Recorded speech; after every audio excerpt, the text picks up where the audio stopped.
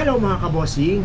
Welcome back to my channel again. Panibagong araw tayo, panibagong vlog, panibagong question ang sasagutin ko at pag-uusapan natin sa araw nito.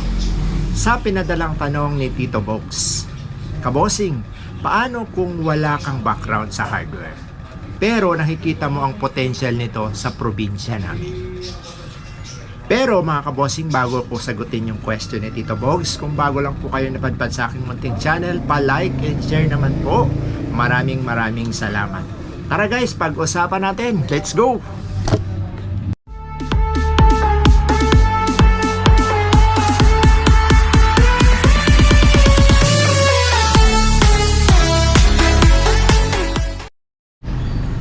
Tito Bogs, mahirap po talaga magnegosyo kung hindi mo alam yung negosyong papasukin mo.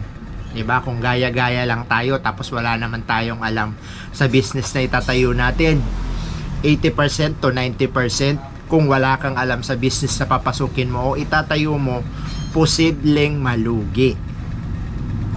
Pero ngayon kasi napapansin ko sa Pilipinas, kagaya nitong hardware construction supply business, may mga ibang lahi o foreign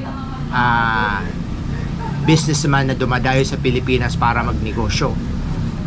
Ang hardware, pag malalakihan, ano naiisip natin? Sinong may-ari? Pilipino o hindi? Diba? Ano naiisip nyo? Siyempre mga Chinese. Diba? Wala naman silang alam masyado dito sa Pilipinas kung may market o wala. Tapos wala silang alam sa business, kundi meron lang silang ganito. 'Di ba? Ano ginagawa nila? Posible mag-hire ka ng may alam, bayaran mo yung may alam, aralin mo ngayon yung business habang ikaw on hand ka nakaupo dyan, nakikita mo yung hinire mong tao, pagtagal, ma-adapt mo yung ginagawa niya, matututunan mo yung ginagawa niya. Basta wag mo lang iaasa sa kanya. Lagi ka lang nakaalalay, lagi ka lang nakamasid. Araw-araw mong gagawin yan, matututo at matututo ka. 'Di ba? May mga seminar ngayon na kinakandak about sa business, 'di ba? May mga binibigay yung government natin kung magninegosyo ka, 'di ba? May mga seminars para matuto tayong mag-business, kung anong business talaga yung lilinyahin mo. Pero yung iba, pag may pera kasi, 'di ba? Kahit wala kang alam, mag-hire ka ng may alam sa business na 'yon, babayaran mo yung may alam. Pagtagal, ma-adapt mo siya, matututunan mo siya hanggang sa ma-master mo din, 'di ba? Natututo ka ng business na gusto mo. So, yung question mo na kung may nakikita kang potential market o kikita ka doon sa inyong lugar ng ganyang business, mag-hire ka, Tito Bogs. Mag-hire ka ng marunong sa hardware. Like halimbawa, merong hardware dyan, tapos mag-pirate ka o kaya manguha ka ng mag-offer ka ng sa tao dyan na nag-hiring ka, diba? Nag-hiring, tapos opera mo ng mas malaking konti para lumipat sa'yo. Ngayon, marunong siya. Marunong siya sa mga stocks, marunong siyang doon sa mga kalakaran sa hardware. So, bantayan mo ngayon yung taong hinar mo, sasahuran mo siya, hanggang sa unti-unti matututo ka rin ng hardware, diba? Matututo ka ng construction, kung paano lakaran yung markup. Tapos meron naman tayong mga videos, diba? Mga YouTube na pwede kang makakuha ng idea.